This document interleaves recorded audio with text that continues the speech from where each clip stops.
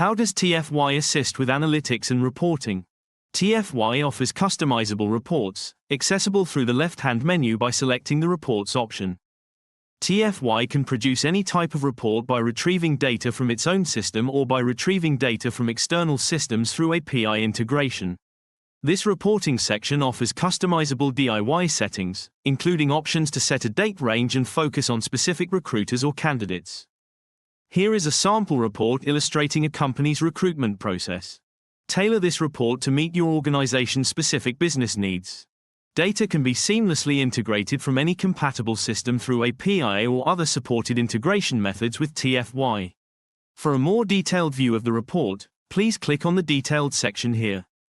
You will be prompted to select a date range, which is customizable.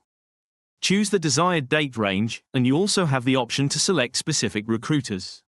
Additional DIY options include an advanced filter and table settings. You have the flexibility to create personalized views within this report. This means you can choose to view specific metrics daily and others when required. Simply create a view to ensure it loads automatically upon login. This way, you can focus on the key metrics that are most relevant to you, rather than being distracted by all the different figures. Additionally, you have the flexibility to download these reports in various formats, including CSV, Excel, and PDF.